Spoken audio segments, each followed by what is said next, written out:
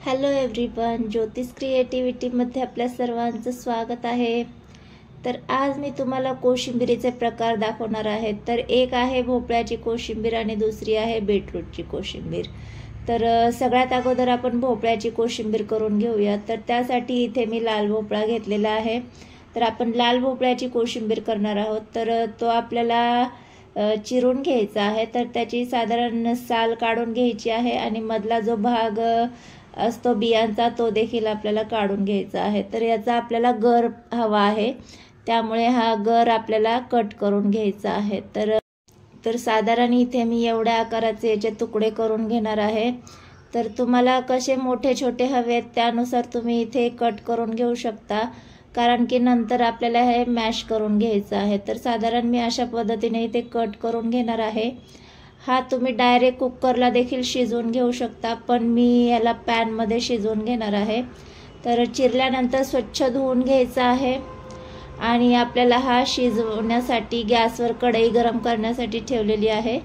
त्यामध्ये 1 चमचाभर मी तूप घालून घेणार आहे। हा भोपळा मी तुपामध्ये शिजवून घेणार आहे, म्हणजे हा वाफेवर छान पद्धतीने शिजला जातो आणि तुपामध्ये शिजवल्यामुळे त्याला एक वेगळी अशी छान टेस्ट येणार आहे। त्यामुळे मी याला तुपामध्ये परतून साधारण मीडियम गॅसवर हा आपल्याला शिजवून घ्यायचा आहे।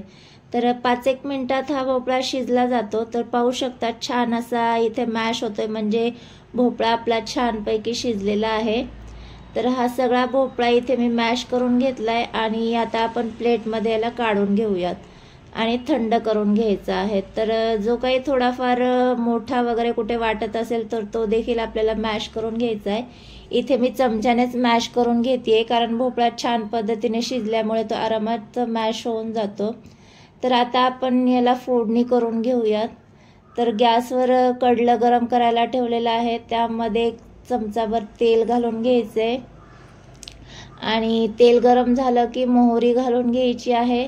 मिरच्या आवडीनुसार कमी जास्त घालून घ्यायच्या, तुम्ही किती तिखट खाता त्या अंदाजानुसार। तर इथे तुम्ही कढीपत्त्याची पाने वगैरे देखील घालून घेऊ शकता, पण मी कशाचाच वापर केलेला नाहीये, फक्त मिरची आणि मोहरीचाच वापर केलेला आहे। छान ही फोडणी आपल्याला भोपळ्यामध्ये घालून घ्यायची आहे आणि मिक्स करून घ्यायची।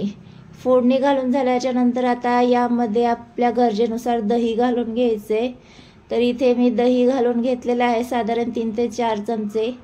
चवीनुसार मीठ घालून घ्यायचे, थोडीफार साखर घालून घ्यायची आहे। साखरेचं प्रमाण कमीच ठेवायचं, कारण भोपळाही आपला गोडच असतो त्यामुळे। आणि साधारण 2 चमचे इथे शेंगदाण्याचा कूट घालून घ्यायचा आहे। तर हे भाजलेले शेंगदाणे आहे, याचा कूट करून घेतलेला आहे। हे सगळं घालून झाल्याच्या नंतर छान मिक्स करून घ्यायचंय। तर मस्त इथे आपली भोपळ्याची कोशिंबीर तयार झालेली आहे। आवडत असल्यास यामध्ये कोथिंबीर देखील ॲड करून घेऊ शकता, पण तशीही ती फारच सुंदर लागते। तर आता ही आपण सर्व करून घेऊया। नेहमी काकडी टोमॅटोची कोशिंबीर खाऊन जर कंटाळा आला असेल तर या पद्धतीची लाल भोपळ्याची कोशिंबीर एकदा नक्की ट्राय करा। तर आता आपण दुसरी कोशिंबीर पाहणार आहोत, जी आहे बीटरूटची कोशिंबीर। तर त्यासाठी आपल्याला लागणार आहेत बीटरूट। तर इथे साधारण मी 2 बीटरूट घेतलेले आहेत। तर मीडियम साईजचे बीटरूट घेतलेले आहेत, ते आपल्याला त्याची साल काढून घ्यायची आहे। तर पूर्णपणे बीटरूटची साल काढून आपल्याला ते किसून घ्यायचं आहे। तुम्ही इथे चिरून देखील घेऊ शकता किंवा मिक्सरमध्ये ग्राइंड देखील करून घेऊ शकता, पण किसल्यामुळे ते छान लागतात, त्यामुळे मी किसून घेणार आहे। 2 बीटरूटमध्ये साधारण 1 वाटीभर कोशिंबीर तयार होते, म्हणून मी इथे 2 बीटरूट घेतलेले आहेत। तर बीटरूट किसून झालेत। आता यामध्ये आपण शेंगदाण्याचा कूट घालून घेणार आहोत। हे भाजलेले शेंगदाण्याचा कूट आहे, साधारण 2 चमचे मी घालून घेतले। चवीनुसार मीठ घालून घ्यायचे, दही घालून घ्यायची आहे आणि थोडीफार साखर यामध्ये घालून घ्यायची आहे। तर आता याला देखील आपण फोडणी करून घेऊया। तेल गरम झालं कढल्यामध्ये की त्यामध्ये मोहरी घालून घ्यायची, मिरच्या घालून घ्यायच्यात आणि हिंग घालून घ्यायचं आहे। ही छान फोडणी यामध्ये आपल्याला घालून घ्यायची आणि छान मिक्स करून घ्यायचे।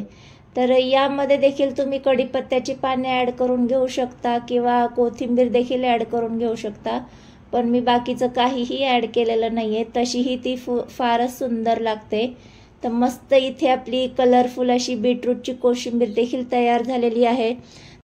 तर आजचा व्हिडिओ तुम्हाला कसा वाटला? व्हिडिओ आवडला असल्यास व्हिडिओला लाईक आणि चॅनलला सबस्क्राईब करायला विसरू नका। बाय।